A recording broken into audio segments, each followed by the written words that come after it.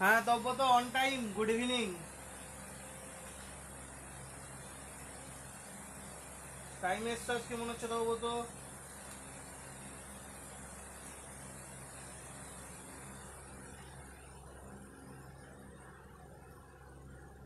হ্যাঁ Antara good evening. Rima good evening. And Rima thank you for the payment, instant payment. তো আমরা কি পড়ছিলাম? আমরা পড়ছিলাম origin of soil and soil water relationship, তাই তো? আমরা যে পার্টটা পড়ছিলাম origin of soil and soil water relationship, এই চ্যাপ্টারটা পড়ছিলাম, তাই তো? তো এই চ্যাপ্টারটা কিছুটা আমরা অলরেডি পড়ে নিয়েছি। হ্যাঁ Subhadeep good evening, Souvik good evening. চলো তাহলে আমরা এরপর থেকে আমরা এগোতে পারি। আগের দিন আমরা different types of transported soil লিখে নিয়েছি, রেসিডুয়াল সয়েল দেখেছি, ঠিক আছে? আজকে আমরা পড়বো different other types of soil, ঠিক আছে?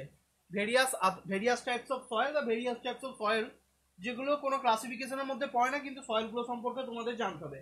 আমি 10-12টা সয়েল অলরেডি বলে দেবো, যেগুলো জানলে তোমাদের সয়েল মেকানিক্সটা পড়তে অনেক সুবিধা হবে এবং যেগুলো জানা খুবই দরকার, ঠিক আছে? তাহলে সয়েল মেকানিক্সটা তোমাদের কাছে অনেকটা ইজি মনে হবে। ওকে, চলো স্টার্ট করা যাক।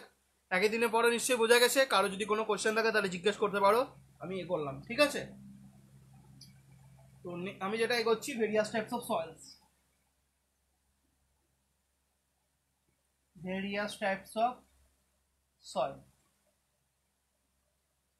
ঠিক আছে? প্রথমে যেটা পড়বো ভেরিয়াস টাইপস অফ সয়েলের আন্ডারে 1 নম্বর পড়বো বেন্টোনাইট ক্লে। 1 নম্বর হচ্ছে বেন্টোনাইট ক্লে, ঠিক আছে? 1 নম্বর যেটা পড়বো সেটা হচ্ছে বেন্টোনাইট ক্লে। আমি আগের দিন বলেছিলাম যে bentonite clay is a type of residual soil, আমি বলেছিলাম, তাই তো? Bentonite clay. এবার বেন্টোনাইট ক্লেতে সব থেকে মেন প্রপার্টি যেটা হচ্ছে, বেন্টোনাইট ক্লেতে ক্লে মিনারেল যেটা থাকে, ক্লে মিনারেলজি আমি তোমাদেরকে পরে পড়াবো, ঠিক আছে? তো মনে রাখবে বেন্টোনাইট ক্লেতে যে ক্লে মিনারেলটা থাকে সেটার নাম হচ্ছে মন্ট মরিলোনাইট। মন্ট মরিলো নাইট, ক্লে মিনারেলটার নাম হচ্ছে মঞ্জ মইনোনাইট। এই ক্লে মিনারেলটার জন্যেই, এই ক্লে মিনারেলটার জন্য, ঠিক আছে, অনেক রকম ক্লে মিনারেল তোমরা পড়বে, যেমন ইলাইট, হ্যালোইসাইট, মন মইলোনাইট। তো তার মধ্যে বেন্টোনাইট ক্লেতে কোন ধরনের ক্লে মিনারেল থাকে? মন মইলোনাইট, ঠিক আছে? আমি ওগুলো পড়াবো তোমাদেরকে পরে।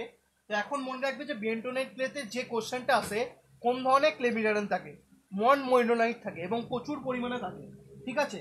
এই ক্লে মিনারেলটার জন্য, এই মন মইনোনাইট ক্লে মিনারেলটার জন্য বেন্টোনাইট ক্লেতে সোয়েলিং অ্যান্ড শ্রিঙ্কেজ প্রপার্টিটা আছে। তো সোয়েলিং অ্যান্ড শ্রিঙ্কেজ কি? সোয়েলিং অ্যান্ড শ্রিঙ্কেজ হচ্ছে, সোয়েলিং মানে হচ্ছে ফুলে যাওয়া, আর শ্রিঙ্কেজ মানে হচ্ছে ভলিউমের চেঞ্জ হওয়া। মানে ধরো বেন্টোনাইট ক্লেটা এমন এক ধরনের ক্লে, ধরি 1 গ্রাম বেন্টোনাইট ক্লে, 1 গ্রাম বেন্টোনাইট ক্লে 1000 বাকেট জল ক্যারি করতে পারে। মানে 1 গ্রাম বেন্টোনাইট ক্লে যদি তুমি জল দাও, ওটা 1000 বাকেট জল ধারণ করার ক্ষমতা রাখে, ঠিক আছে? মানে 1 গ্রাম বেন্টোনাইট ক্লেটা কত? 1000 বাকেট, মানে হচ্ছে 1000 বাকেট জল, মানে 1000 বালতি জল খেয়ে নিতে পারে 1 গ্রাম বেন্টোনাইট ক্লে। তাহলে কি রকমের সোয়েলিং অ্যান্ড সিঙ্কেজ প্রপার্টি আছে বুঝতে পারছো নিশ্চয়ই? সোয়েলিং অ্যান্ড সিঙ্কেজ প্রপার্টি বলতে জল দেবে, জল খেয়ে নেবে, জলটাকে বার করে দেবে, ছোট হয়ে যাবে, ঠিক আছে? মানে সোয়েলিং বলতে ফুলে যাবে জলকে, আর সিঙ্কেজ তো হবেই তার সাথে। সিঙ্কেজ মানে ভলিউমের চেঞ্জ হচ্ছে, জিনিসটা যদি বড় হয় তাহলে ভলিউম বাড়ছে, জিনিসটা যদি ছোট হয়ে যায় তাহলে ভলিউম কমছে, সেটাকেই বলে কি? সিঙ্কেজ। সিঙ্কেজ বলতে বোঝায় কি? বোঝায় সিঙ্কেজ বলতে বোঝায় ভলিউম চেঞ্জিং হওয়া। আর সোয়েলিং মানে ফুলে যাওয়া। যেহেতু বললাম কি 1 গ্রাম বেন্টোনাইট ক্লে 1000 বাকেট জল খেয়ে নিতে পারে, 1000 বালতি জল খেয়ে নিতে পারবে, ঠিক আছে? তো এইটা হচ্ছে বেন্টোনাইট ক্লে মেন প্রপার্টি, যে সোয়েলিং এন্ড সিঙ্কেজ প্রপার্টি। কোথা থেকে আসে না? এই ক্লে মিনারেল মন মইনোনাইট থেকে পায়, ঠিক আছে? Swelling and সিঙ্কেজ প্রপার্টিটা। আর কি ইম্পর্টেন্ট, এই যে বেন্টোনাইট ক্লেটা কোথা থেকে সৃষ্টি হয়? এই বেন্টোনাইট ক্লেটা সৃষ্টি হয় ভলকানিক অ্যাশ থেকে। এই যে পয়েন্টগুলো আমি লেখাচ্ছি খুব ইম্পর্টেন্ট পয়েন্ট, এবং এসএসসি যেইতে এখান থেকে কোশ্চেন এসছে। ভলকানিক অ্যাশ থেকে ফর্ম করে, ঠিক আছে? তাহলে volcanic ash form from volcanic ash, from volcanic ash. Volcanic ash থেকে মানে কি, ভলকানিক অ্যাশ বলতে কি, অগ্নুৎপাতের ছাই, অগ্নুৎপাতের ছাই থেকে আমার বেন্টোনাইট ক্লেটা সৃষ্টি হয়। ঠিক আছে, আর বিয়ারিং ক্যাপাসিটিটা খুব ভালো হয় বেন্টোনাইট ক্লের। বিয়ারিং ক্যাপাসিটি, বিয়ারিং ক্যাপাসিটি বলতে কি বলেছিলাম, load carrying capacity of soil, মানে একটা সয়েল কতটা পরিমাণ লোড ক্যারি করতে পারবে। ঠিক আছে, bearing capacity is very good. ঠিক আছে, বিয়ারিং ক্যাপাসিটি খুব ভালো হয়। বিয়ারিং ক্যাপাসিটি কি বলেছিলাম, সয়েলের লোড ক্যারিং ক্যাপাসিটি, মানে সয়েলটা কতটা পরিমাণ লোড নিতে পারবে সেটাকে বলে কি, বিয়ারিং ক্যাপাসিটি। এই বেন্টোনাইট ক্লের বিয়ারিং ক্যাপাসিটি খুব ভালো হয় অন্যান্য সয়েলের থেকে। ঠিক আছে, তো আশা করছি ক্লিয়ার। তাহলে 4টে পয়েন্ট মনে রাখবে, ক্লে মিনারেল মনমৈনোনাইট থাকে, সোয়েলিং অ্যান্ড সিঙ্কেজ প্রপার্টি এই মনমৈনোনাইট প্রপার্টির জন্য আছে, আর কি ভলকানিক অ্যাশ থেকে তৈরি হয়, আর কি বিয়ারিং ক্যাপাসিটি খুব ভালো। এটা গেল বেন্টোনাইট ক্লের জন্য স্পেসিফিকেশন, এগুলো তোমরা মনে রাখবে। ঠিক আছে, আশা করছি তোমাদের কাছে ক্লিয়ার। এরপর যেটা মনে করবে কি, ক্লিয়ার তো বেন্টোনাইট ক্লে ক্লিয়ার। এরপর তোমরা যেটা মনে রাখবে 2 নম্বর, 2 নম্বর হচ্ছে ব্ল্যাক কটন সয়েল। 2 নম্বর যেটা মনে রাখবে black cotton soil, black cotton soil. ঠিক আছে, ব্ল্যাক কটন সয়েলেও কে ক্লে মিনারেল থাকে, ব্ল্যাক কটন সয়েলেও ক্লে মিনারেল হচ্ছে মনমৈনোনাইট। কিন্তু কিন্তু মনমৈনোনাইট, মনমৈনোনাইট কিন্তু ইয়ের থেকে কম, তার থেকে কম না, বেন্টোনাইট ক্লের থেকে কম পরিমাণে থাকে। বেন্টোনাইট ক্লের থেকে কম পরিমাণে আমার সোয়েলিংটা বলো আরেকবার। সোয়েলিং, সোয়েলিং মানে হচ্ছে ফুলে যাওয়া। যদি তোমার কোনো জায়গায় কেটে গেল ধরো, এবার যদি তোমার সেখানটা ফুলে যায় না, তো ডাক্তারকে বলে, ডাক্তারবাবু আমার সোয়েলিং হচ্ছে। সোয়েলিং মানে ফুলে যাওয়া। ঠিক আছে, সোয়েলিং মানে ফুলে যাওয়া। তো সোয়েলিং মানে কি, ফুলে যাওয়া। যেহেতু বললাম যে বেন্টোনাইট ক্লে 1 গ্রাম জল, 1 গ্রাম বেন্টোনাইট ক্লে তুমি 1000 বালতি জল খেয়ে নেবে, তো জল যখন খেয়ে নেবে জিনিসটা তো বড় হয়ে যাবে, সোয়েলিং হয়ে যাবে, তো ওটাকে বলে সোয়েলিং। সোয়েলিং বলতে ফুলে যাওয়া। ঠিক আছে, সোয়েলিং বলতে কি, ফুলে যাওয়া। ঠিক আছে রিমা, আশা করছি ক্লিয়ার। যদি কোনো একটা জিনিসে, একটা বেলুনে যদি তুমি 10 বালতি জল ভরে দাও, তাহলে বেলুনটা কি ফুলে যাবে? তো সেই রকম হচ্ছে ক্লে, ওই ক্লেটায় যদি হাজার বালতি জল দিয়ে দাও, ওই জিনিসটা ফুলে যাবে, বড় হয়ে যাবে, সেটাকে বলছে সোয়েলিং। সোয়েলিং বলতে ফুলে যাওয়া। ঠিক আছে, এবার হচ্ছে black cotton soil. Black cotton soil আমি কি বলছিলাম, ব্ল্যাক কটন সয়েল আমি যেটা বলছিলাম, ব্ল্যাক কটন সয়েলে যে ক্লে মিনারেলটা থাকে সেটা মনমৈনোনাইট থাকে, কিন্তু কম পরিমাণে থাকে। আমি ইয়েতে যেটা পড়লাম কি বলে, ওই বেন্টোনাইট ক্লেতে, বেন্টোনাইট ক্লেতে যে পরিমাণে মনমৈনোনাইট থাকে, ব্ল্যাক কটন সয়েলে সেই পরিমাণে থাকে না, পরিমাণে কম থাকে। যেহেতু পরিমাণে কম থাকে, ব্ল্যাক কটন সয়েলের bearing capacity low, bearing capacity হয়, ঠিক বিয়ারিং ক্যাপাসিটি কিন্তু লো, কার সাপেক্ষে না, low bearing capacity rather than bentonite clay. ঠিক আছে, আর ইঞ্জিনিয়ারিং প্রপার্টিজও খুব ভালো হয় না, not good engineering properties, not good engineering properties. কার ক্ষেত্রে না, ব্ল্যাক কটন সয়েলের ক্ষেত্রে। আর কোথা থেকে তৈরি হয়, ফ্রম কোথা থেকে বেন্টোনাইট ক্লেটা তৈরি হয়, ফ্রম আগেরটা কোথা থেকে তৈরি হয়েছিল, আগেরটা হয়েছিল ভলকানিক গ্যাস, এটা তৈরি হয় ব্যাসেল্ট আর ট্র্যাপ, মানে এগুলো শিলা, আগ্নেয় শিলা, ব্যাসেল্ট আর ট্র্যাপ। ট্র্যাপ বলতে স্তূপ পর্বত, আর ব্যাসেল্ট হচ্ছে ইগনিয়াস রকের উদাহরণ। ঠিক আছে, সোয়েলিংটাকে লেখার সময় কি করে লিখবো, সোয়েলিং ওগুলো প্রপার্টি, সোয়েলিং অ্যান্ড সিঙ্কেজ এত ভাবার নাই, জাস্ট মনে রাখবে যে সোয়েলিং মানে ফুলে যাওয়া, ভলিউম এক্সপানশন, এক কথায় সোয়েলিং অ্যান্ড সিঙ্কেজ বলতে ভলিউম এক্সপানশন, এটা মনে রাখবে তাহলেই হবে, এক্সপানশন ইন ভলিউম। ঠিক আছে, ফর্ম ব্যাসেল্ট অ্যান্ড ট্র্যাপ, এটা গেল ব্যাপার। ঠিক আছে, আর ফর্ম ব্যাসেল্ট আর ট্র্যাপ, আর লো ইঞ্জিনিয়ারিং প্রপার্টিজ বললাম। আর কি মনে রাখবে, এটা আরো একটা জিনিস মনে রাখবে, এটা সোয়েলিং অ্যান্ড সিঙ্কেজ কম হবে কার তুলনায় না, ওই ইয়ের থেকে, ওই বেন্টোনাইট ক্লে থেকে কম হবে। ঠিক আছে, এটা মনে রাখবে। আর কিছু এখান থেকে জানার দরকার নেই, ব্ল্যাক কটন সয়েল সম্পর্কে এটুকু জানলেই হবে। ঠিক আছে, এবার আমরা চলে আসি নেক্সট যেটা সয়েলে, সেটা হচ্ছে এবার যেটা চলে আসবো 3 নম্বর সয়েলে। ঠিক আছে, এতটা অব্দি নিশ্চয়ই ক্লিয়ার। 2 নম্বর, এবার 3 নম্বর হচ্ছে, 3 নম্বর যেটা পড়বো সেটা হচ্ছে লোম, লোম সয়েল। লোম সয়েলকে এক ধরনের সয়েল বলা হয়, গার্ডেন সয়েল। ঠিক আছে, লোম সয়েলকে কি বলা হয়, গার্ডেন সয়েল বলা হয়। কেন, কারণ এই ধরনের সয়েলে গার্ডেনিং ভালো হয়। তো এই লোম সয়েলে কি কি থাকে? লোম সয়েলের মধ্যে 3 ধরনের জিনিস থাকে, স্যান্ড থাকে, সিল্ট থাকে আর ক্লে থাকে। স্যান্ড মানে বালি জানো, সিল্ট মানে পলি, আর ক্লে হচ্ছে মাটি, চটচটে মাটিটাকে ক্লে বলে। তো বলেছিলাম কি ক্লের ওপর কার, ক্লে আর সিল্টের ওপর কার ইফেক্টটা বেশি থাকে? আমি আগের দিনই বলেছিলাম যে ওয়াটার কন্টেন্টের ইফেক্ট কার ওপর বেশি? ক্লে আর সিল্টের ওপর বেশি। আর স্যান্ডের ওপর কার ইফেক্ট বেশি? এয়ার কন্টেন্টের ইফেক্ট বেশি। এটা মনে রাখবে। আগের দিনই বলেছিলাম জলের ইফেক্টটা কার ওপর বেশি পড়ে? ক্লে আর সিল্টের ক্ষেত্রে, মানে কোয়েসিভ সয়েলের ক্ষেত্রে। আর এয়ারের ইফেক্টটা কার ওপর বেশি পড়ে? স্যান্ডের ক্ষেত্রে। তো স্যান্ডের ক্ষেত্রে মনে রাখবে ইফেক্ট অফ এয়ার কন্টেন্টটা বেশি পড়ে। আর মনে রাখবে এই যে তিনটে জিনিস মিশিয়ে লোম সয়েলটা তৈরি হচ্ছে, স্যান্ড, সিল্ট আর ক্লে, এটার ক্ষেত্রে কোনো একটার প্রপোর্শন যেন 50% বেশি না হয়। Any one proportion should not be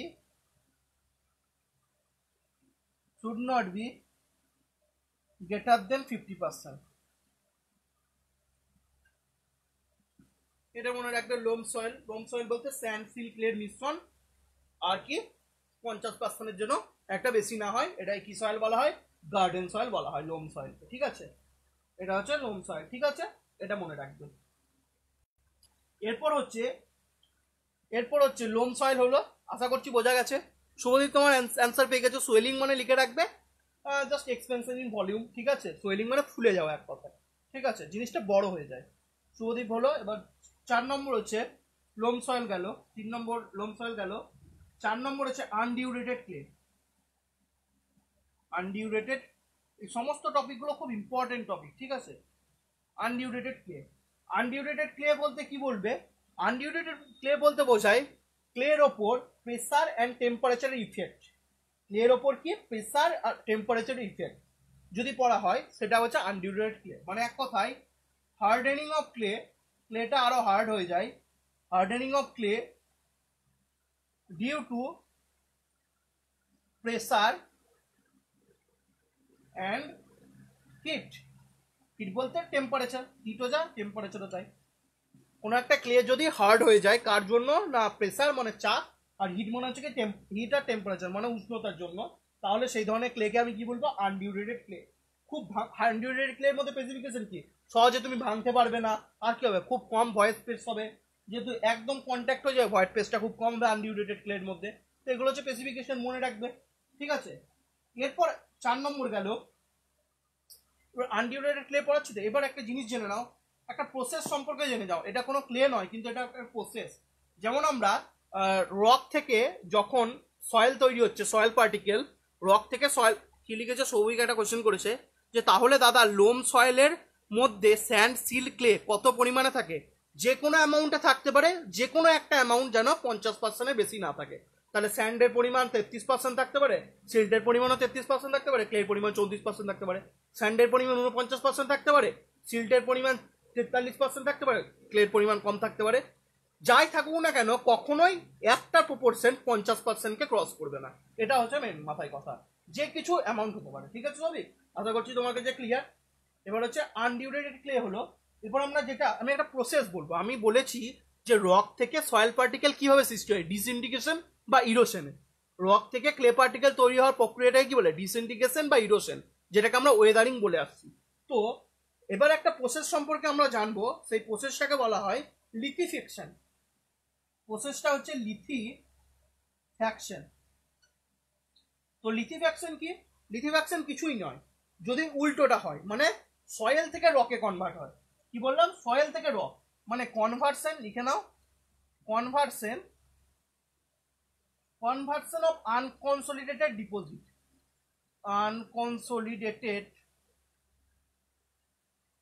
Conversion of unconsolidated deposit into hard rocky mass। ঠিক আছে, conversion of unconsolidated deposit into hard rocky mass. ঠিক আছে, মানে আনকনসলিডেটেড ডিপোজিট বলতে মানে ধরো ক্ষুদ্র ক্ষুদ্র, মানে সূক্ষ্ম পার্টিকেল, মানে সয়েল পার্টিকেলগুলো সূক্ষ্ম পার্টিকেল, মানে লুজ পার্টিকেলগুলো যদি একটা রকি মাসে কনভার্ট হয়ে যায়, মানে এক কথায় কি সয়েল থেকে রকে কনভার্সন, সেই পদ্ধতিটাকে আমি কি বলবো? লিথিফ্যাকশন। ঠিক আছে, সেইটাকেই আমি বলবো লিথিফ্যাকশন। আশা করছি ক্লিয়ার। সয়েল থেকে রকে কনভার্ট হওয়ার পদ্ধতিটাকে আমরা কি বলবো? লিথিফ্যাকশন। ঠিক আছে, রক থেকে সয়েল হচ্ছিল কি? Disintegration, erosion. কার মাধ্যমে? না ওয়েদারিং এর মাধ্যমে। তো সয়েল থেকে রকে কনভার্ট হওয়ার পদ্ধতিকে আমি বলবো কি? লিথিফ্যাকশন। এক্সাম্পল হতে পারে কম্প্যাকশন, সিমেন্টেশন, এগুলো এক্সাম্পল হতে পারে। ঠিক আছে, লিথিফ্যাকশনের এক্সাম্পল। তো এটা হলো ব্যাপার, লিথিফ্যাকশন ব্যাপারটা জেনে রাখবে কি বা কখন হয়। ঠিক আছে, এবার বলেছে তপবোধ কোশ্চেন করছে, দাদা হঠাৎ করে অফ হয়ে গেলে কেন? আমি তো অফ হয়নি। কারোর কি এই প্রবলেমটা দেখা দিচ্ছে? আমি তো অফ হয়নি, আমার তো নেট কানেকশন চলছে, সবাইকে অনলাইনে দেখাচ্ছে। সবার কি সেম প্রবলেম? সবার কি লাইভ ভিডিওতে প্রবলেম হচ্ছে? কারোর কি লাইভ ভিডিওতে প্রবলেম হচ্ছে? আমাকে রেসপন্স করে জানাও। অফ তো আমি হয়নি।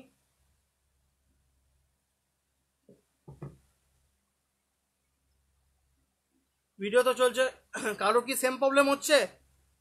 একটু তাড়াতাড়ি জানাও। সবিক, না প্রবলেম হচ্ছে না, নেটের প্রবলেম হয়তো তোমার। ঠিক আছে, সবিকের কোশ্চেনে অ্যান্সার নিশ্চয় সবিক পেয়ে গেছো। ঠিক আছে, ওকে ওকে ওকে, ঠিক আছে। এরপরে আমরা নেক্সট যে চারটে সয়েল পড়লাম, কি কি পড়লাম? বেন্টোনাইট ক্লে পড়লাম, ব্ল্যাক কটন সয়েল পড়লাম, লোম সয়েল পড়লাম, আনগ্রেডেড ক্লে পড়লাম। লিথিফ্যাকশন একটা প্রসেস, সেটা পড়লাম। এরপর যেটা পড়বো সেটা হচ্ছে অর্গানিক সয়েল। ঠিক আছে, অর্গানিক সয়েল 5 নম্বর যেটা পড়ছি সেটা হচ্ছে অর্গানিক সয়েল। তো আগের দিনই বলেছিলাম অর্গানিক সয়েলের মধ্যে কি, সয়েলের মধ্যে যদি কিছু পরিমাণ খাবার থেকে যায় এবং সেই খাবারটা যদি ব্যাকটেরিয়া খায়, সেটাকে বলবো কি? Organic soil. তাহলে formation of soil by decomposition of bacteria, vegetative matter, plant etcetera is called কি? তাহলে কি অর্গানিক সয়েল বলতে কি? ফর্মেশন অফ সয়েল, মানে সয়েলের মধ্যে কিছু খাবার থাকে, সেই খাবারটা কারা কনজিউম করে? ব্যাকটেরিয়া কনজিউম করে। সেই ধরনের সয়েলকে কি বলে? Organic soil. Formation of soil by decomposition, আবার সেই ব্যাকটেরিয়াগুলো ওখানে মরেও যায়। তো formation of soil by decomposition of bacteria, vegetable matters, আগের দিন বলেছিলাম ভেজিটেবল ম্যাটার্স, প্ল্যান্ট এটসেট্রা, সেই ধরনের সয়েলকে আমি কি বলবো? অর্গানিক সয়েল বলবো। সেই ধরনের সয়েলকে বলবো অর্গানিক সয়েল বলবো। ঠিক আছে, এই ধরনের সয়েলের একটা বৈশিষ্ট্য আছে, এই ধরনের সয়েলগুলো দেখতে ডার্ক হয়, মানে কালো ধরনের হয়, এবং এই ধরনের সয়েলের একটা গন্ধ আছে। ঠিক আছে, একটা বাজে গন্ধ আছে। তো this soil has odour, odour মানে দুর্গন্ধ টাইপের একটা গন্ধ। This soil has odour and dark in colour, এবং দেখতে কেমন হয়? কালো হয়, ডার্ক ইন কালার। তাহলে this soil has odour and dark in colour. কোন সয়েল? না অর্গানিক সয়েল। ঠিক আছে, এটা গেল অর্গানিক সয়েল। অর্গানিক সয়েলের এক্সাম্পলগুলো খুব ইম্পর্টেন্ট, লিখে রাখো। অর্গানিক সয়েলের এক্সাম্পল হচ্ছে পিট, মাক আর হিউমাস। অর্গানিক সয়েলের এক্সাম্পল হচ্ছে কি? পিট, মাক আর হিউমাস। তার মধ্যে পিটটা হচ্ছে কি? অন্তরা বলেছে লাস্ট তিনটে যে সয়েল রয়েছে ওইগুলোই residual soil and transported soil. ওইগুলো রেসিডুয়াল সয়েল না ট্রান্সপোর্টেড সয়েল? কোনটা? আমি লাস্ট তিনটে সয়েল বলতে কোন সয়েল বললে আমি বুঝলাম না। ঠিক আছে, এই সয়েলগুলোর ওরকম কোনো নাম নেই যে রেসিডুয়াল সয়েল বা ট্রান্সপোর্টেড সয়েল, এরকম কোনো নাম নেই। আমি অরিজিন টাইপে পড়েছি যে রেসিডুয়াল সয়েল কোনগুলো, ট্রান্সপোর্টেড সয়েল কোনগুলো। কোনগুলো হচ্ছে আলাদা আলাদা ক্লাসিফিকেশন, এগুলো কেউ বলেনি বা কোনো বইয়ে উল্লেখও নেই বা কেউ জানেও না, মানে এটা খুঁজলেও পাবে না। ঠিক আছে, যে রেসিডুয়াল সয়েল কোনটা, ট্রান্সপোর্টেড সয়েল কোনটা। যেগুলো রেসিডুয়াল সয়েল বলেছি সেগুলো রেসিডুয়াল সয়েলের মতো মনে রাখবে। রেসিডুয়াল সয়েল বেন্টোনাইট বলতে পারো, ব্ল্যাক কটন, এগুলো সব রেসিডুয়াল সয়েল। ঠিক আছে, হ্যাঁ লোম সয়েল, এগুলো সব রেসিডুয়াল সয়েলই বলতে পারো। ঠিক আছে, এগুলো ট্রান্সপোর্টেড সয়েল নয়। ঠিক আছে, তো অ্যান্সার হিসেবে বলে রাখতে পারো এগুলো রেসিডুয়াল সয়েল, কারণ একই জায়গাতেই অবস্থান করে, যে জায়গাতে সৃষ্টি হয় সেই জায়গাতেই শেষ হয়। তো এগুলো রেসিডুয়াল সয়েলই ধরে রাখতে পারো। ঠিক আছে, তো এবার হচ্ছে যেটা বললাম অর্গানিক সয়েল। অর্গানিক সয়েলের এক্সাম্পল কি বললাম? পিট, মাক আর হিউমাস। আশা করছি অন্তরা ক্লিয়ার। এগুলো সব রেসিডুয়াল সয়েলই বলতে পারো। ঠিক আছে, এগুলো কিন্তু পরীক্ষায় কোশ্চেন আসবে না, যেগুলো ভালোভাবে পড়াচ্ছে সেগুলোই কিন্তু কোশ্চেন আসবে। ঠিক আছে, তো রেসিডুয়াল সয়েল বলতে পারো তোমরা। ঠিক আছে, রেসিডুয়াল সয়েলই। হ্যাঁ, বেন্টোনাইট যদি রেসিডুয়াল সয়েল, ব্ল্যাক কটন সয়েলও রেসিডুয়াল হবে, লোম সয়েল তো অবভিয়াসলি রেসিডুয়াল সয়েল হবে। ওকে, তো এগুলো নিয়ে মাথা ঘামাবে না যে রেসিডুয়াল কিনা বা কি এর প্রপার্টি, এসব নিয়ে কোনো কোশ্চেন আসবে না। Okay fine. এরপর আমি যেটা বললাম যে অর্গানিক সয়েল তো আগের দিন বলেছি, আজকেও বললাম। অর্গানিক সয়েলের এক্সাম্পল বললাম কি, পিট, মাক আর হিউমাস। পিট কি বলছে, পিট হচ্ছে সব থেকে, মানে পিট হচ্ছে টোটাল অর্গানিক, মানে ফুললি অর্গানিক সয়েল। পিট হচ্ছে কি ফুললি অর্গানিক সয়েল, ঠিক আছে। পিটটা মনে রাখবে ভালো করে, ফুললি অর্গানিক সয়েল। আমি লিখে দিচ্ছি পিটের জন্য আলাদা করে, পিটটা সবসময় মনে রাখবে ফুললি অর্গানিক সয়েল। পিট হচ্ছে কি, পিট হচ্ছে fully organic soil, fully organic soil. মাক হচ্ছে কি, মাক হচ্ছে পিটের আর যদি বৈশিষ্ট্য বলো, ফুললি অর্গানিক সয়েল, দে আর ফাইব্রাস, হাইলি কম্প্রেসেবল, মোর ভয়েড। পিটের মধ্যে অনেক কিছু আছে, ঠিক আছে। ফুললি অর্গানিক সয়েল মনে রাখতে পারো, দে আর ফাইব্রাস, ফাইব্রাস বলতে তন্তু জাতীয়, হাইলি কম্প্রেসেবল, কম্প্রেসেবল বলতে ভলিউম চেঞ্জ করা যায়, অ্যান্ড মোর ভয়েডস, এবং অনেক রকম অনেক ভয়েডস থাকে পিটের ক্ষেত্রে, ঠিক আছে। ভাস্কর কোশ্চেন বলছে অর্গানিক সয়েলের লাস্টের এক্সাম্পলটা লিখেছ, কি লিখেছো, এক্সাম্পলটা লিখেছো, কি কি লিখেছো, কি লিখেছো? Humus, HUMUS, humus. পচনশীল জৈব পদার্থকে হিউমাস বলা হয়, আমরা ছোটতে পড়েছিলাম। Humus, HUMUS। অর্গানিক সয়েলটা আর একবার বলো, ব্যাকটেরিয়া ব্যাপারটা। আচ্ছা, আমি কি বললাম, সয়েলে যদি কোনো খাবার থেকে যায়, সয়েলে যদি কোনো খাবার থেকে যায়, তাহলে সেই খাবারগুলো কারা কনজিউম করে? ব্যাকটেরিয়া কনজিউম করে। ব্যাকটেরিয়া, কেঁচো, কেন্ন, মানে যারা কি বলে, ওয়ার্ম, মানে ছোট ছোট ব্যাকটেরিয়া, মানে ছোট ছোট ব্যাকটেরিয়া, ব্যাকটেরিয়ারা ওগুলো কি করে, জুপ্ল্যাঙ্কটন, ফাইটোপ্ল্যাঙ্কটন তো জলে থাকে, প্ল্যাঙ্কটন জাতীয় উদ্ভিদগুলো ওগুলো কনজিউম করে যদি খাবার থেকে যায়। সেই খাবারটা কারা গ্রহণ করে? ব্যাকটেরিয়াগুলো। তো সেটাই ফর্ম, এবং সেই ব্যাকটেরিয়াগুলো আবার কি ওই মাটিতেই মারা যায়। আবার এই খাবারগুলো কোথা থেকে আসে? এই খাবারগুলো আসে, আমরা যে শাকসবজির পাতা হ্যান ত্যান সব কিছু ফেলে দিই, তারপর গাছের পাতা পড়ে, সেখান থেকে ওই খাবারটা তৈরি হয়। সেই খাবারটাই খায় কে? ভাইরাস বা ভাইরাস বলছি, ব্যাকটেরিয়া খায়। তো এইটাই যে এই ধরনের ব্যাকটেরিয়া খাবার খাচ্ছে, আবার ব্যাকটেরিয়া সেখানে মরে যাচ্ছে, এর ফলে যে ধরনের সয়েলটা সৃষ্টি হয় সেটাই হচ্ছে কি অর্গানিক সয়েল। মানে মেনলি ভেজিটেবল ম্যাটার্স, মানে যেগুলো ভেজিটেবল ম্যাটার্স বলতে কি, শাকসবজি, শাকসবজি, উদ্ভিদ, উদ্ভিদের পাতা, এগুলো মরে বা ব্যাকটেরিয়া মরে যে সয়েলটা তৈরি হয় সেটাই হচ্ছে অর্গানিক সয়েল। আর অর্গানিক সয়েলে এই যে এইসব জিনিসগুলো মরছে, ব্যাকটেরিয়া মরছে, সেই জন্য একটা গন্ধ চলে আসে, the soil has odour and dark in colour, কালারটা কিরকম হয়? ডার্ক হয়, ঠিক আছে। আশা করছি ক্লিয়ার। এবার এক্সাম্পলগুলো নিয়ে আমি কি বললাম, পিট, মাক আর হিউমাস। সবই বলেছে। তাহলে দাদা মাকের হিউমাসটা কি ফুললি অর্গানিক সয়েল? না, আমি বলছি পিট, মাক আর হিউমাস নিয়ে আলোচনা হচ্ছে। হিউমাস হচ্ছে, পিট আর মাককে হিউমাস বলতে পারো, ঠিক আছে, কিন্তু পিটের আলাদা ডেফিনেশন আছে, মাকের আলাদা ডেফিনেশন আছে। আমি সেতে আসছি। তাহলে 5 নম্বরের এক্সাম্পলে আমি আছি, পিট আর মাক নিয়ে আলোচনা হচ্ছে, ঠিক আছে। পিট আর মাক, হিউমাসটা অর্গানিক সয়েলের মধ্যেই পড়ে। এবার পিট আর মাক, এক্সাম্পল 1 নম্বর পড়লাম পিট। পিটটাকে আমি কি বলছি? পিটটা হচ্ছে ফুললি অর্গানিক সয়েল, এটা মাথায় রাখবে। পিটটা হচ্ছে আমার ফুললি অর্গানিক সয়েল, ঠিক আছে, ফুললি অর্গানিক সয়েল। আর কি বৈশিষ্ট্য আছে পিটের মধ্যে? দে আর ফাইবারাস, মানে তন্তু জাতীয় হয়, পাট যেমন তন্তুর মতো সেরকম fibrous, and highly compressible. Compressible বলতে কি, কম্প্রেস করা যায়, মানে ভলিউম চেঞ্জ করা যায়, ঠিক আছে, হাইলি কম্প্রেসেবল। যেমন স্পঞ্জটাকে টিপে কি ভলিউম চেঞ্জ করতে পারো, সেরকম হাইলি কম্প্রেসেবল। আর কি, অ্যান্ড মোর ভয়েডস, পিটের মধ্যে অনেক কি ভয়েডস থাকে। ভয়েডস আগের দিন আলোচনা করেছি, ভয়েডস কি শূন্যস্থান আগের দিন আলোচনা করেছি, ঠিক আছে। এটা গেল পিট। আর হ্যাঁ, থ্যাংক ইউ শুভদীপ, ক্লিয়ার শুভদীপের কাছে। এরকম আমি যখন কারোর কোনো অ্যান্সার দিয়ে দেবো না, তখন ক্লিয়ার ও নট ক্লিয়ার তোমরা রেসপন্স করবে, ঠিক আছে। তো এটা গেল পিট, এটা গেল পিট। আর মাক, যেটা শুভদীপ বলছিল, মাকের মধ্যে যেটা বললাম, মাকের মধ্যে মাক, মাক বলতে বোঝায় কোনটা? মাক বলতে বোঝায় যে কিছু অর্গানিক সয়েল আর কিছু ইনঅর্গানিক সয়েল। কি বললাম? মাক বলতে বোঝায় যে কিছু অর্গানিক সয়েল থাকে আর কিছু ইনঅর্গানিক সয়েল থাকে, ঠিক আছে। সেইটাকে আমি কি বলি? সেটাকে আমি বলি মাক, ঠিক আছে। কিছু অর্গানিক সয়েল আর ইনঅর্গানিক সয়েল। ক্লে সাধারণত ইনঅর্গানিক সয়েল বোঝায়। ক্লে কি? Inorganic soil. আর অর্গানিক সয়েলের এক্সাম্পল যদি বলো কি, অর্গানিক সয়েল, কিউমোলোজ সয়েলটাকে অর্গানিক সয়েল বলে, কিউমোলোজ, CUMOLOS, কিউমোলোজ। তাহলে অর্গানিক সয়েল আর ইনঅর্গানিক সয়েলের মিশ্রণটাকে আমরা মাক বলে থাকি। আশা করছি সৌভিকের কাছে ক্লিয়ার। এবার আমি যেটা বলতে যাচ্ছিলাম, এবার যেটা আমি বলতে যাচ্ছিলাম যে হিউমাস, হিউমাস তাহলে কোনটাকে বলে? হিউমাস হচ্ছে আমাদের ধরো গ্রাউন্ড লেভেল, আমি ছবি এঁকে বোঝাচ্ছি, এটা লিখে নাও তোমরা। গ্রাউন্ড লেভেলের যে উপরে টপ পোর্শনে সাধারণত আমার পার্সিয়ালি অর্গানিক সয়েল থাকে, আর যত নিচের দিকে যাব লোয়ার লেভেলে আমরা ইনঅর্গানিক সয়েলটা থাকে। ওই দুটোকে একসাথে বলা হয় হিউমাস, ঠিক আছে? মাকের মতনই জিনিস হিউমাসটা, ঠিক আছে? হিউমাসটা মাকের মতোই জিনিস। তাহলে 3 নম্বর হচ্ছে কি, এক্সাম্পলে 3 নম্বর হচ্ছে হিউমাস। আমি তাহলে দেখিয়ে দিচ্ছি, ছবি এঁকে বুঝিয়ে দিচ্ছি। ধরো হিউমাসটা কিরকম, ধরো আমি এটা হচ্ছে আমার গ্রাউন্ড লেভেলটা দেখালাম। গ্রাউন্ড লেভেলের এতটা জুড়ে আমি ধরলাম যে আমার আছে এতটা জুড়ে আমার আছে পার্সিয়ালি অর্গানিক সয়েল, ঠিক আছে? ফুললি তো থাকে না, পার্সিয়ালি অর্গানিক সয়েল, ঠিক আছে? তারপরে জুড়ে আছে, যত লোয়ার লেভেলে যাবো আমার কি পাবো?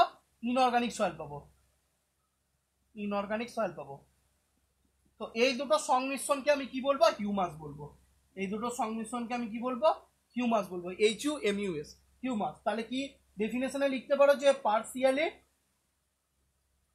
organic soil, partially organic soil at top level, partially organic soil at top level, and inorganic soil at lower level, inorganic soil at lower level is called humus, is called humus, ঠিক আছে? এটাকে বলা হয় humus. আশা করছি clear. হিউমাসের definition তোমরা পরিবেশ পরিচয় চ্যাপ্টার পড়েছিলে, যে পচনশীল জৈব পদার্থকে হিউমাস বলা হয়। আশা করছি তোমাদের কাছে ক্লিয়ার, ঠিক আছে? কি ক্লিয়ার তো এতটা অবধি? এতটা অবধি ক্লিয়ার? এতটা অবধি ক্লিয়ার কিনা বলো?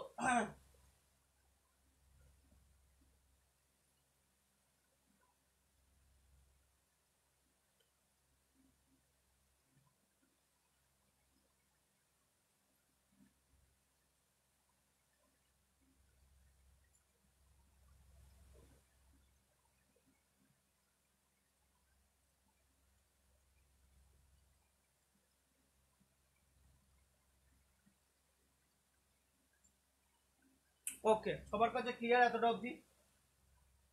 এরপর আমি যেটা যাব সেটা হচ্ছে, নেক্সট সয়েল। 5 নম্বর গেল, 5 নম্বর গেল, 5 নম্বর গেল, 6 নম্বর নাম শোনোনি হয়তো তোমরা। 6 নম্বর ক্যালিচে, CALICHE, ক্যালিচে। ক্যালিচে হচ্ছে মিক্সচার অফ গ্রাভেল, স্যান্ড আর সিল্ট, ঠিক আছে? ক্যালিচে, ক্যালিচে বলছে গ্রাভেল,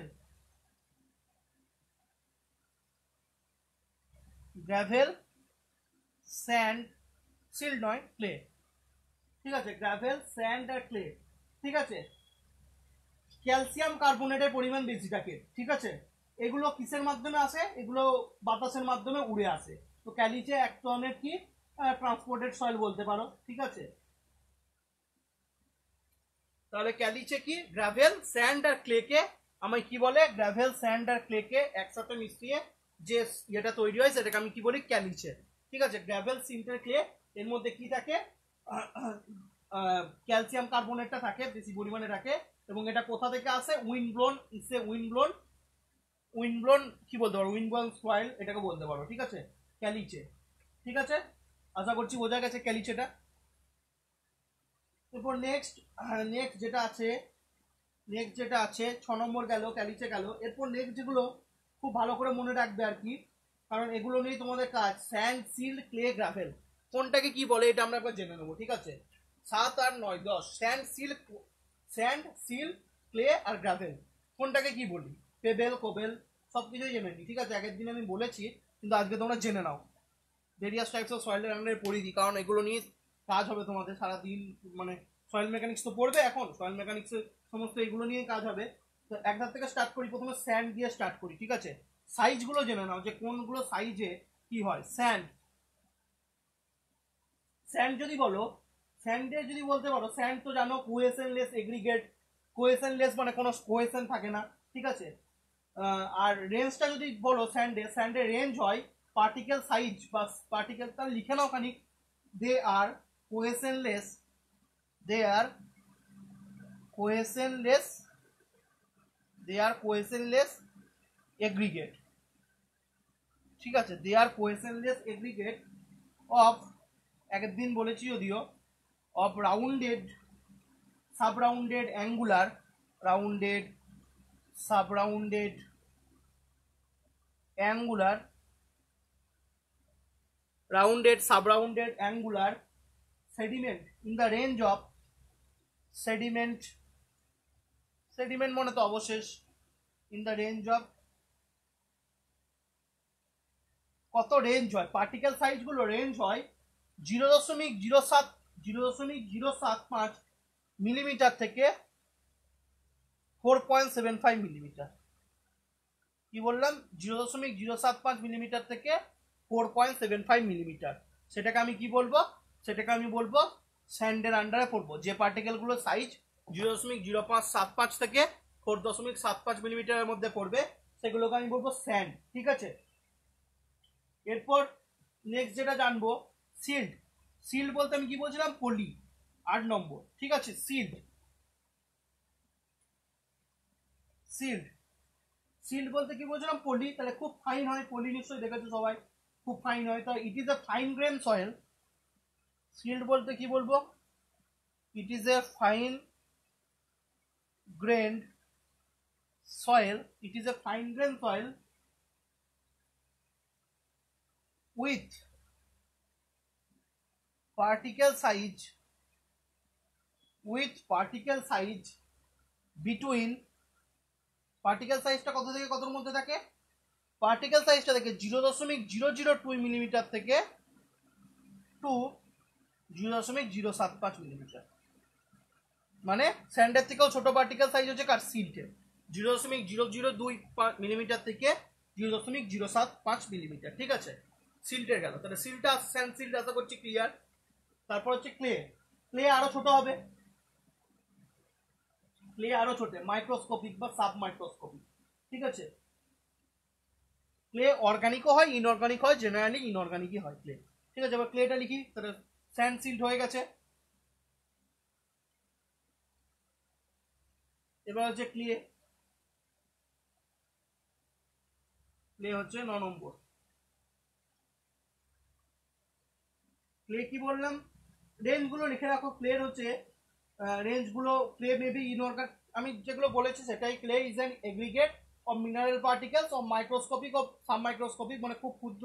রেঞ্জটা কত হয় ক্লে? ক্লে সাইজটা হয় লেস দেন, সাইজটা হয় লেস দেন 0.002 মিলিমিটার, 0.002 মিলিমিটার, মানে 2 মাইক্রন। 2 মাইক্রনের থেকে ছোট পার্টিকেলগুলোকে আমি কি বলি? 2 মাইক্রনের থেকে ছোট পার্টিকেলগুলোকে আমি কি বলি? 2 মাইক্রনের থেকে ছোট পার্টিকেলগুলোকে আমি বলি ক্লে, ঠিক আছে। স্যান্ড সিল্ট, ক্লে গেল। এবার যেগুলো জানা দরকার, গ্র্যাভেল। গ্র্যাভেল তাহলে কত হয়? গ্র্যাভেল যেটা হয়, গ্র্যাভেলের সাইজ মানে নুড়ি পাথর যেগুলোকে বলে, কোর্স গ্রেন সয়েল যেগুলোকে বলে, গ্র্যাভেলের সাইজ বলছে, গ্র্যাভেলের সাইজ হচ্ছে কত? গ্র্যাভেল সাইজ হচ্ছে 4.75 মিলিমিটার থেকে 80 মিলিমিটার, 4.75 মিলিমিটার থেকে 80 মিলিমিটার গ্র্যাভেল বলে এটাকে। তারপর গ্র্যাভেলের পর কোবেল কোনটাকে বলে তাহলে? এগুলো সব কি? Course grain soil, gravel, Kobel, payable, boulder. Kobel কোনটাকে বলে? কোবেলের সাইজ হচ্ছে 80 মিলিমিটার থেকে 300 মিলিমিটার, ঠিক আছে। আর ফাইনালি বোল্ডার। বোল্ডার কোনটাকে বলে? যেগুলো বোল্ডার ফিলিং করা কাজে লাগে। বোল্ডারের সাইজ কত হয়? বোল্ডারের সাইজ হয় গ্রেটার দেন 300 মিলিমিটার। তাহলে সব থেকে ছোট বুঝতে পারছো ক্লে। তারপরে কে? ক্লের পর সিল্ট, তারপরে কে? তারপরে স্যান্ড, স্যান্ডের পরে কে? গ্র্যাভেল, গ্র্যাভেলের পরে কে? কোবেল, কোবেলের পরে কে? বোল্ডার। ক্লের কত? লেস দেন 0.002, ঠিক আছে। ক্লের পর কি হলো? সিল্ট। সিল্টের কত? 0.002, সিল্টের কত? 0.002 থেকে 0.075। ক্লের এবার স্যান্ডের কত? 0.075 থেকে 4.75 মিলিমিটার স্যান্ড গেল। গ্র্যাভেলে কত? 4.75 থেকে 80। কোবেলের কত? 80 থেকে 300। আর বোল্ডারের কত? Greater than 300। এইভাবে মনে রাখবে, ছোট থেকে বড় মনে রাখবে। ছোটকে ক্লে, তারপরে কি? সিল্ট, তারপরে কে স্যান্ড, তারপরে কে গ্রাভেল, তারপরে কে কোবেল, তারপরে কে বোল্ডার। ঠিক আছে, আশা করছি এতটা ক্লিয়ার। এগুলো জানা খুব জরুরি ছিল তাই আমি বলে দিলাম। ঠিক আছে, এইগুলো জানা খুব জরুরি ছিল তাই আমি বলে দিলাম। ক্লিয়ার তো?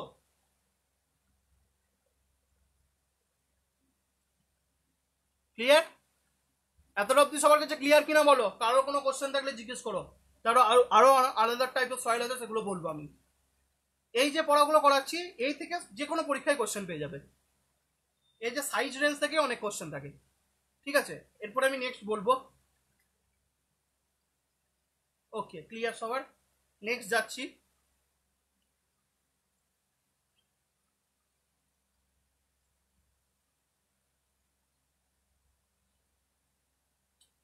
নেক্সট আমি যেটা করাচ্ছি, নেক্সট যেটা ক্লে হলো, এবার নেক্সট আমি যেটা বলবো 13 নম্বর ক্লের পরে হচ্ছে আমি যেটা বলবো, যেটা মনে রাখবে, লোম বলেছি, ক্যালিতে বলেছি, কিউমুলাস বলেছি, গাম্বো। গাম্বো বলে এক ধরনের সয়েল হয়, গাম্বো। গাম্বোটা কি বলেছে? গাম্বোটা highly sticky plastic and dark plus soil.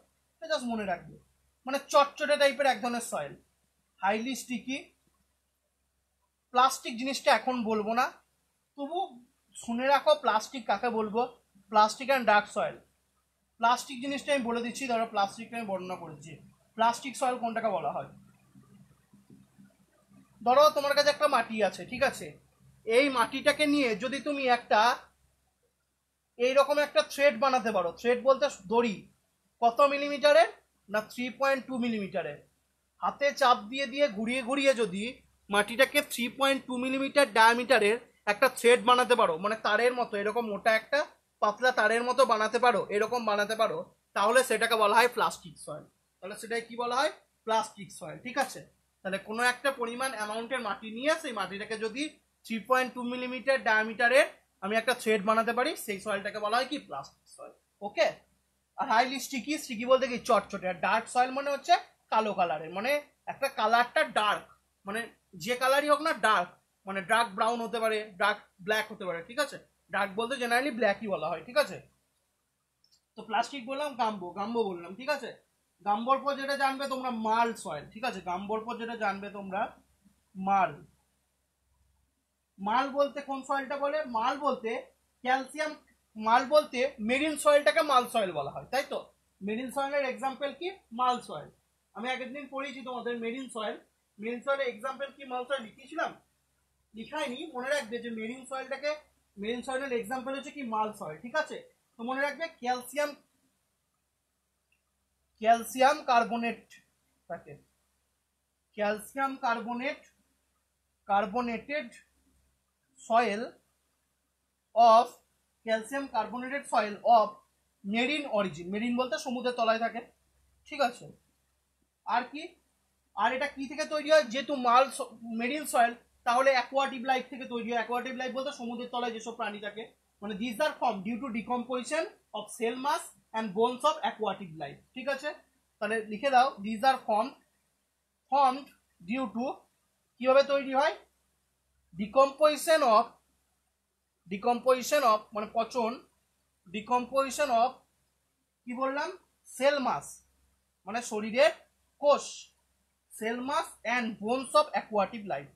Bones বলতে কি? হাড়। অ্যাকোয়াটিক লাইফ বলতে কি? সামুদ্রিক প্রাণী।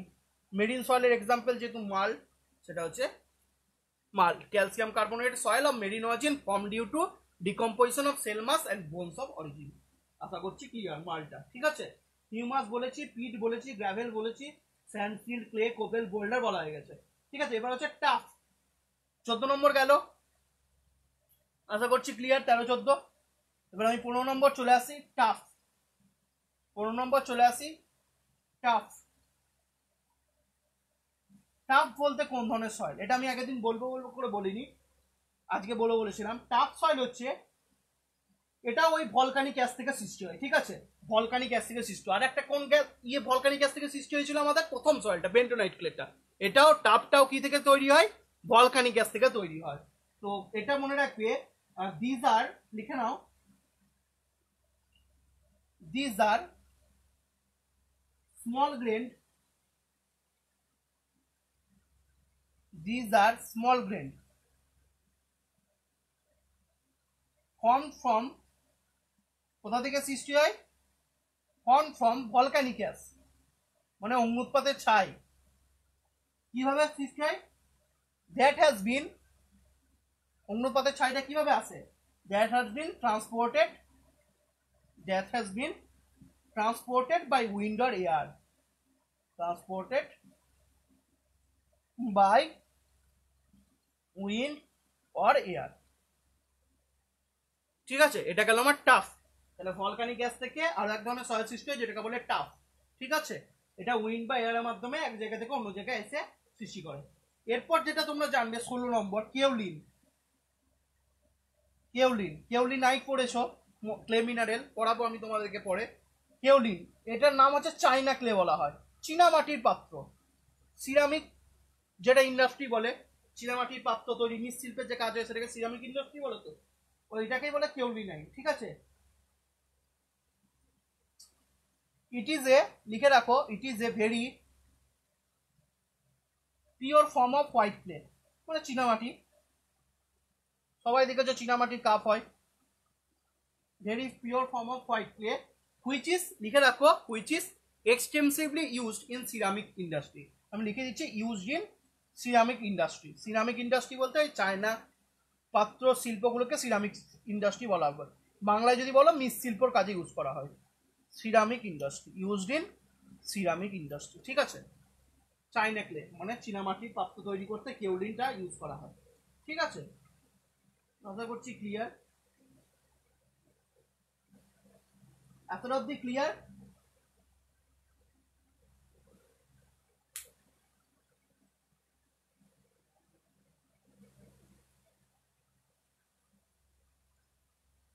এতটা অবধি ক্লিয়ার একটু সবাই রেসপন্স করতে এতটা অবধি ক্লিয়ার কিনা আমি নেক্সট এগোবো ওকে সবাই যে ক্লিয়ার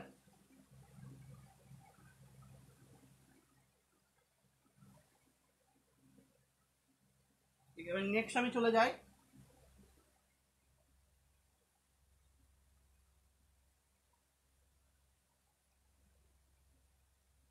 তাহলে এগুলোই মনে রাখবে ঠিক আছে ডিফারেন্ট টাইপস অফ সয়েলে এগুলোই মনে রাখবে ভেরিয়াস টাইপস অফ সয়েলসে এগুলোই মনে রাখবে ঠিক আছে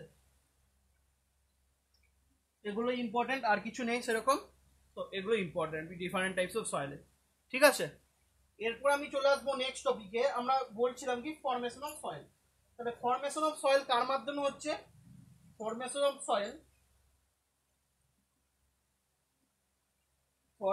সয়েল যার মাধ্যমে হয় ফরমেশন অফ সয়েল তাই তো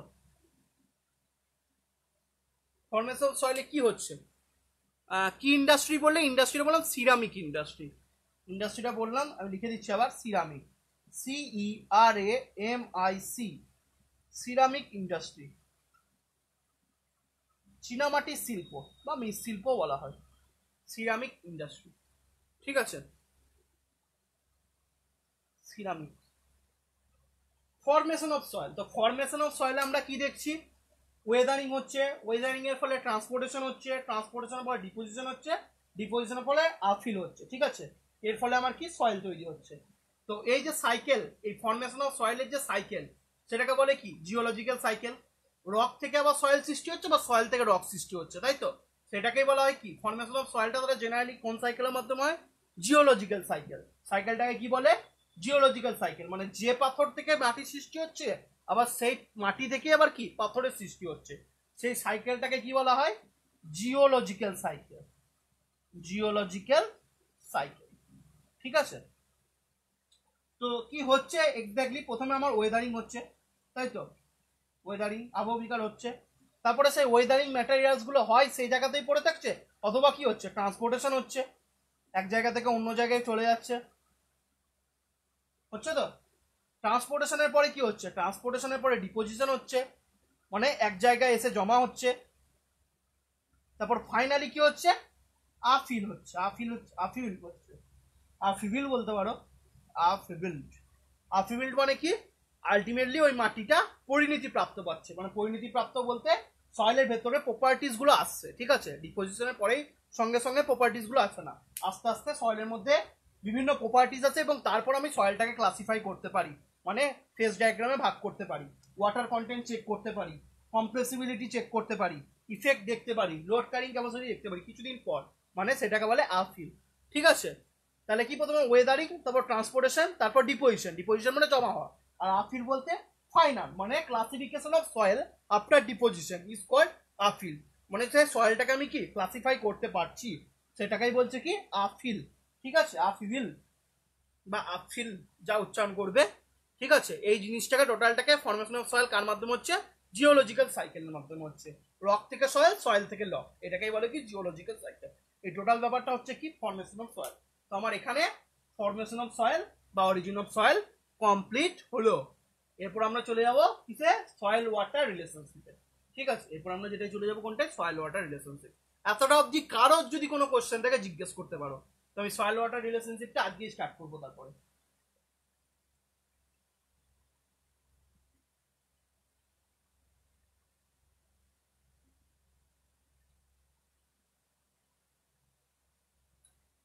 আর যদি কারো কোনো কোশ্চেন না থাকে দেন ক্লিয়ার লেখো।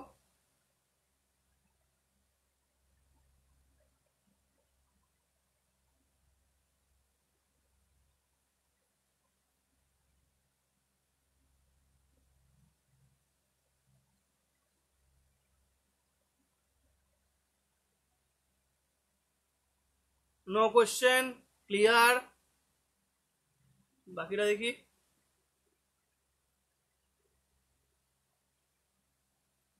ওকে চলো, এবার আমি সয়েল ওয়াটার রিলেশনশিপের দিকে এগিয়ে যাই।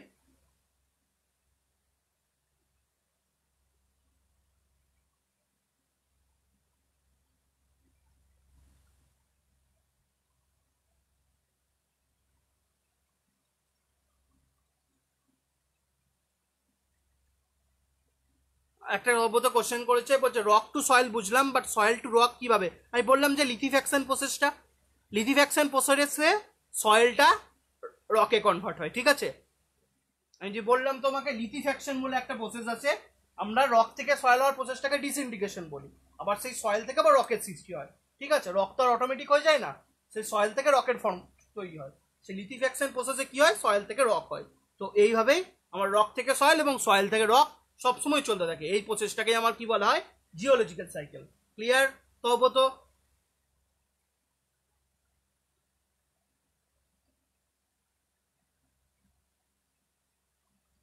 এরপর আমি যেটাই চলে যাচ্ছি, soil water relationship. I will start today but not finish because it's a huge topic to discuss.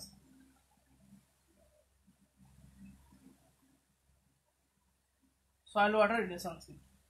Okay, তো সয়েল ওয়াটার রিলেশনশিপে বুঝতে হবে যে একটা সয়েলের মধ্যে আমার কি কি থাকতে পারে।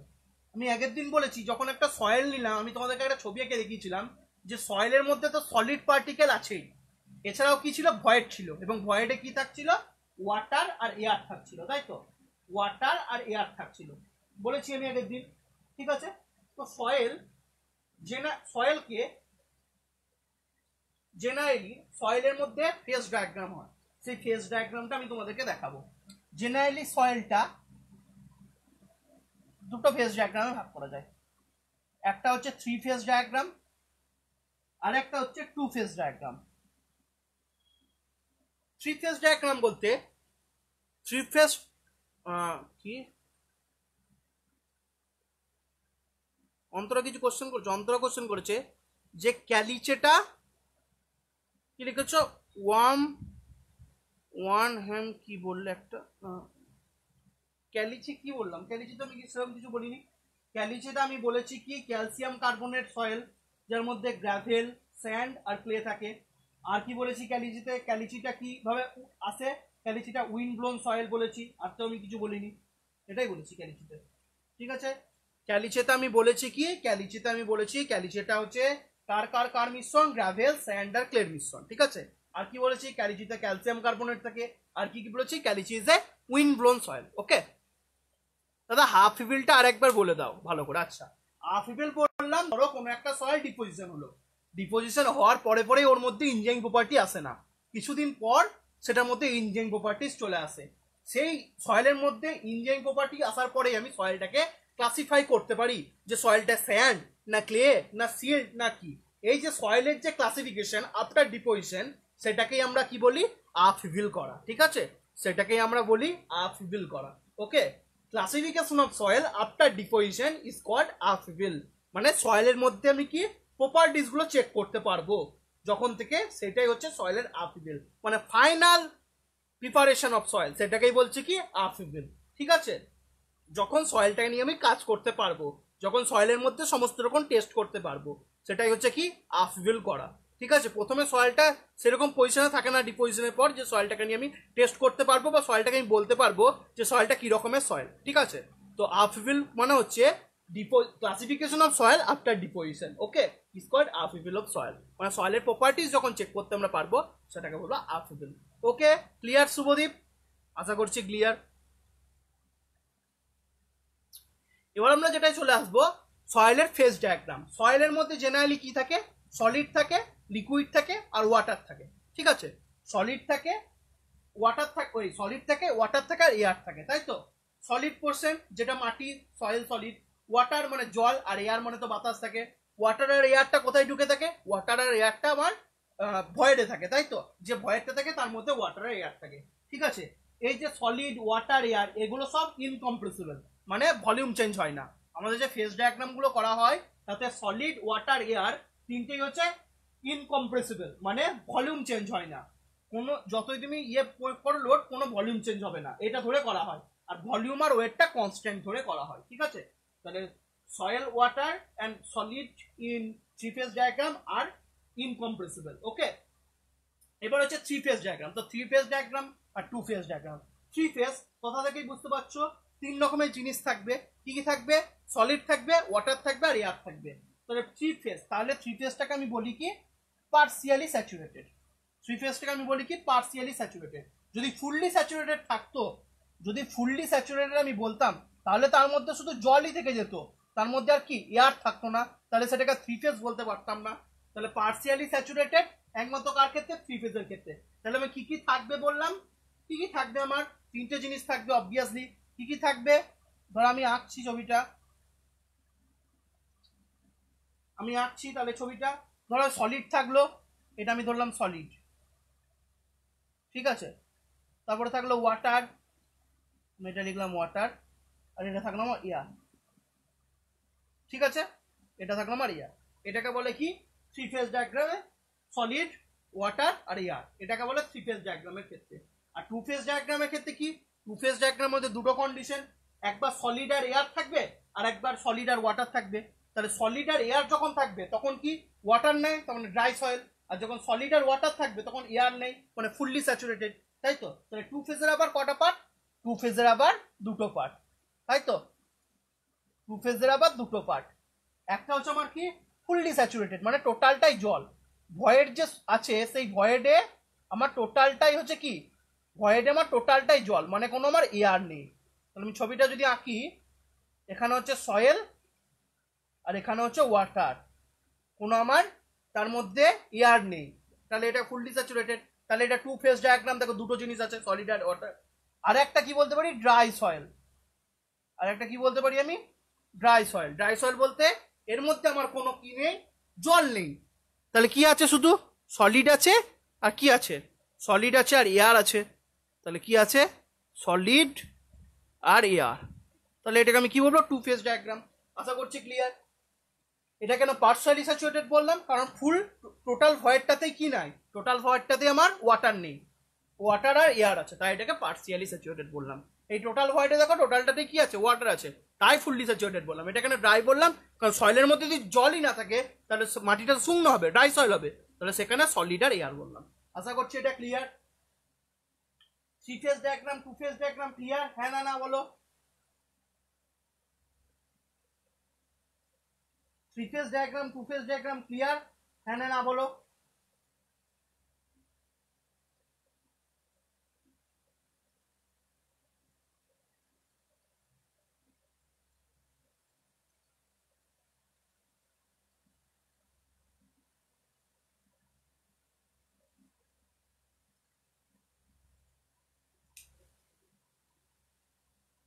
শুভদীপ কিছু কোশ্চেন করেছে? না, কোশ্চেন করেন। ওকে, ক্লিয়ার। চলো,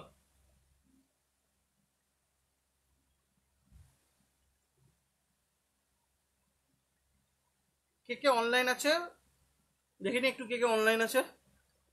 অন্তরা, শুভদীপ, রিমা, সৌভিক, তপব্রত আর ভাস্কর, 6জন।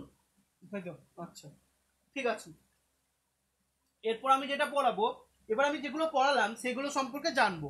থ্রি ফেজ ডায়াগ্রামে কোনটাকে কি বলি, আমি থ্রি ফেজ ডায়াগ্রাম নিয়ে আলোচনা করব, কারণ টোটালটা আসে এর মধ্যে। তাহলে থ্রি ফেজ ডায়াগ্রাম করলে আরো বুঝতে সুবিধা হবে, ঠিক আছে? তো চলো আমি যাই।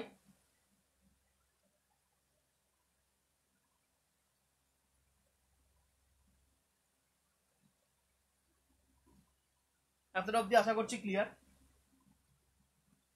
এরপর আমি কিছুটা আলোচনা করেই আজকে এই থ্রি ফেজ ডায়াগ্রামটা মানে সিম্পল ডেফিনেশনের জন্য আমার কিছু ইম্পর্টেন্ট টার্ম জানতে হবে, সেই টার্মগুলো জেনেই আজকে আমি শেষ করবো। তো আমি ডায়াগ্রামটা কেমন এঁকেছিলাম থ্রি ফেজ ডায়াগ্রামের, এরকম এঁকেছিলাম। নিচে আছে কি সলিড, তারপরে আছে আমার ওয়াটার, তারপরে আছে আমার এয়ার, তাই তো? সলিড, ওয়াটার আর এয়ার। এবার আমি দুদিকে দুটো স্কেল করলাম, এদিকে আমি ওয়েটের স্কেল করলাম, এদিকে আমি এটা ভলিউমের স্কেল করলাম, ঠিক আছে? ওয়েটের স্কেল আর ভলিউমের স্কেল করলাম। ওকে, ওয়েটের দিকে লিখলাম এয়ারের যেটা ওয়েট সেটাকে আমি লিখলাম ডাব্লিউ এ, ওয়াটারের যেটা ওয়েট সেটাকে লিখলাম আমি ডাব্লিউ ডাব্লিউ, সলিডের যেটা ওয়েট সেটাকে লিখলাম ডাব্লিউ এস। এস এর জন্য সলিড, ওয়াটারের জন্য ডাব্লিউ, এয়ারের জন্য ওয়েট। এবার জলের বাতাসের কি কোনো ওজন আছে? বাতাসের কোনো ওজন নেই, তাই W A is equal to 0 হয়ে যাবে। তো তাহলে টোটাল ওয়েট সমান কি হয়ে যাবে? টোটাল ওয়েট, যেহেতু জলের কোনো ওয়েট নেই, এই জলের বলছি বাতাসে কোনো ওয়েট নেই, তাই টোটাল ওয়েট কি হয়ে যাবে? টোটাল ওয়েট ডাব্লিউ সমান লিখতে পারি W A plus W S, wait of air plus weight of solid. তাহলে ডাব্লিউ এ মানে কি wait of air, W W মানে কি wait of water, W S মানে কি ওয়েট অফ সলিড। যেহেতু বাতাসের কোনো ওজন হয় না, তাই টোটাল ওয়েট কত হয়ে যাবে? W A plus W S হয়ে যাবে। তো হচ্ছে ভলিউম, আমি ধরে নিলাম বাতাসের ভলিউমটা হচ্ছে ভি এ, ওয়াটারের ভলিউম হচ্ছে ভি ডাব্লিউ, আর সলিডের ভলিউম হচ্ছে ভিএস। বাতাসের তো ভলিউম হয়, ঠিক আছে? তাহলে টোটাল ভলিউম কি হয়ে যাবে? এবার দেখো এয়ার আর ওয়াটার এইটা আমার কি সৃষ্টি করছে? ভয়েড সৃষ্টি করছে। এয়ার আর ওয়াটারটা আমি কি বলেছি? ভয়েড সৃষ্টি করে। তাহলে ভয়েড বলতে আমি কি হবে? তাহলে ভলিউম অফ ভয়েড বলতে কি বুঝবো? ভলিউম অফ ভয়েড বলতে আমি বুঝবো কি volume of air plus volume of water. তাহলে volume of void VV, volume of void VV বলতে আমি কি বুঝবো? Volume of air plus volume of water, তাই তো? আর টোটাল ভলিউম বলতে কি বুঝবো? এই volume of air plus volume of water plus volume of solid. তাহলে টোটাল ভলিউম বলতে কি বুঝবো? Volume of air plus volume of water plus volume of solid. Volume of air আর ওয়াটারকে একসাথে কি বলছি? ভিভি বলছি। ভলিউম অফ ভয়েডস বলছি, তাহলে volume of VV plus VS. Total volume সমান কি বলতে পারি? VV plus VS. আশা করছি ক্লিয়ার। তাহলে টোটাল ভলিউম সমান কি বলতে পারি? VV plus VS. তাহলে আশা করছি এগুলো ক্লিয়ার। ক্লিয়ার তো? এটা এই জিনিসটা ক্লিয়ার? এতটা অব্দি ক্লিয়ার? হ্যাঁ না না বলো।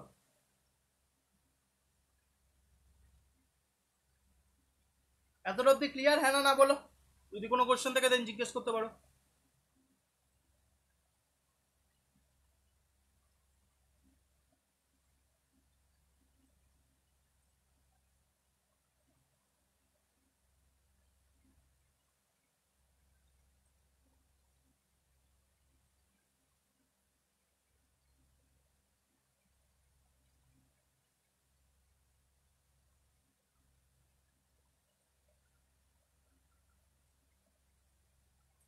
ক্লিয়ার? ওকে, এবার একটা খুব সুন্দর ইন্টারেস্টিং পয়েন্ট বলে দিই তোমাদেরকে, যেটা তোমাদের জানলে খুব মনে ভালো লাগবে শুনলে, ঠিক আছে? এতটা অব্দি ক্লিয়ার? সবার ক্লিয়ার তো? সবার ক্লিয়ার কিনা দেখে নিই, তারপর আমি শুভদীপ বলছে যে টোটাল হ্যাঁ হবে না, লিখেছি তো ডাব্লু সমান, ও সরি এটা ডাব্লু ডাব্লু হবে, আমি ভুল করে ডাব্লু এ লিখে ফেলেছি, এটা ডাব্লু ডাব্লু আমি তো আগেই বলে দিলাম। একদম শুভদীপ ঠিক বলেছি, আমি লিখতে ভুল করেছি, বলেছিলাম ঠিক। টোটাল ওয়েট সমান কি W W plus W S, এই টোটালটা W W plus W S, কারণ কি ডাব্লু এটা 0, ডাব্লু এটা তো 0। ভালো ধরেছি শুভদীপ, লিখতে আমার মিস্টেক হয়েছিল। এই শুভদীপ বলছি Souvik, thank you for it. যেহেতু weight of air equal to 0, তাই টোটাল ওয়েট সমান কি হয়? Weight of water plus weight of soil solid, ঠিক আছে? হ্যাঁ একদম শুভদীপ ঠিক বলেছো, তাহলে ওটা ডাব্লিউ ডাব্লিউ হবে। আমি তো মুখে বলে দিয়েছি ভাই, লিখে নেবে তোমরা, ঠিক আছে? তো এতটা বোঝা গেল। এবার একটা পয়েন্ট তোমরা মনে রাখবে যে কোনো সয়েলে যদি ভয়েড না থাকে না, তাহলে সেটাকে আমরা সয়েল বলবো না, সেটাকে আমরা তখন রক বলি, ঠিক আছে? তো মনে রাখবে, স্পেশাল পয়েন্ট করে মনে রাখবে, if the voids absent in a system, if the voids are absent in a system, then it would be termed as, it would not be termed as soil, এটাকে তখন আমরা soil বলবো না, then it would not be termed as soil। যদি কোনো একটা সিস্টেমের মধ্যে যদি, যেটা ডায়াগ্রামে লিখেছো, হ্যাঁ ঠিক ঠিক একদম করে দিয়েছি, ঠিক শুভদীপ, ঠিক আছে? তো if the voids are absent in a system, then it would be termed as soil. But then যদি কোনো একটা সিস্টেমের মধ্যে ভয়েডস না থাকে, তাহলে সেটাকে আমরা সয়েল বলতে পারবো না। এক্সাম্পল কি বলা হয়? এক্সাম্পল বলা হয় গ্রানাইট। গ্রানাইট হচ্ছে কি রক? গ্রানাইট হচ্ছে অ্যাকুয়াফিস রক। গ্রানাইট হচ্ছে কি, এক টাইপ অফ রক। তাহলে যদি সিস্টেমের মধ্যে ভয়েডস না থাকে, ভয়েডস আমার কি থাকে বলেছি? ভয়েডস আমার এয়ার আর ওয়াটার থাকে বলেছি। সিস্টেমের মধ্যে যদি ভয়েড না থাকে, তাহলে সেই সিস্টেমটাকে আমি কি বলতে পারবো না? সয়েল বলতে পারবো না, ঠিক আছে? আশা করছি ক্লিয়ার। যেমন এক্সাম্পল হচ্ছে গ্রানাইট। গ্রানাইটকে আমরা কি বলি? গ্রানাইটকে আমরা রক বলি, ঠিক আছে? গ্রানাইটকে আমরা রক বলি। তাহলে এতটা অবধি ক্লিয়ার? আশা করছি সবার কাছে ক্লিয়ার। পরের দিন আমরা কিছু ইম্পর্টেন্ট ডেফিনেশন পড়বো এবং সেগুলো সম্পর্কে জানবো। সেখান থেকে প্রচুর কোশ্চেন আসে, সেখান থেকে খুব কোশ্চেন আসে। পরের দিন আমরা ইম্পর্টেন্ট কিছু কোশ্চেন পড়বো, ঠিক আছে? এই ইম্পর্টেন্ট কিছু ডেফিনেশন পড়বো এবং সেই ডেফিনেশন থেকে প্রচুর কোশ্চেন আসে, প্রচুর, এবং মনেও রাখতে হবে, ঠিক আছে? প্রচুর কোশ্চেন আছে, ঠিক আছে? এটা মাথায় রাখবে, ঠিক আছে? এতদূর অব্দি সবার কাছে ক্লিয়ার? আজকের পড়া গতকালের পর সবার কাছে ক্লিয়ার? কোনো কোশ্চেন থাকলে জিজ্ঞেস করতে পারো। যারা লাইভ ক্লাস করো না বা করতে পারো না, তাদের জন্য আমি টাইমিং খুলে রাখি রাত 10:30 থেকে 11টা। এই টাইমের মধ্যে যদি কেউ কারো প্রবলেম আমাকে জিজ্ঞেস করো, আমি বলে দিই। আর যদি তার মধ্যে না বলো, অন্য টাইমে বলো, আমি ওটা এক সপ্তাহ পর অ্যান্সার দেবো, ঠিক আছে? সন্ধ্যে 10:30 থেকে 11, এই রাত 10:30 থেকে 11টার মধ্যে কারোর প্রবলেম থাকলে আমি ক্লিয়ার করে দিই, ঠিক আছে? ওকে, চলো সবার কাছে ক্লিয়ার, ঠিক আছে?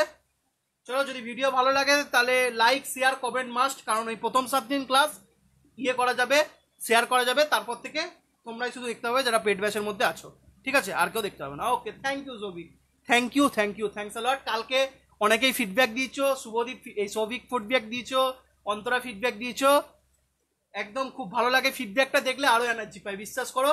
ফিডব্যাক যখন পাই যে ক্লাস খুব ভালো লেগেছে, আরো এনার্জি লাগে যে ক্লাসটা আরো ভালো করে করাবো। মাঝে মাঝে কি হয় বলো তো, সোজা জিনিসগুলো এতবার করে জিজ্ঞেস করো, মাথাটা গরম হয়ে যায়, ঠিক আছে? তো ওটা কোনো ব্যাপার না, ঠিক আছে? আমি আমার 200% দেবো, তোমরা তোমাদের 100% দাও। গভর্নমেন্ট জব পেতেই হবে, ঠিক আছে? গভর্নমেন্ট জব পেতেই হবে, এটা মাথায় রাখবে। গভর্নমেন্ট জব আমাদেরকে পেতেই হবে, তোমাদেরকেও আমাকেও পেতে হবে, ঠিক আছে? তো ভালো করে পড়ো, ভালো করে পড়ো। হ্যাঁ দাদা, খুব ভালো, আচ্ছা, thank you Rima, thank you Antara, thank you সবাইকে, থ্যাংক ইউ। চলো আজকে অফ হলাম, কালকে আবার তোমাদের 6:30 থেকে ক্লাস, ঠিক আছে? চলো বাই, সবাই ভালো থেকো, সাবধানে থেকো।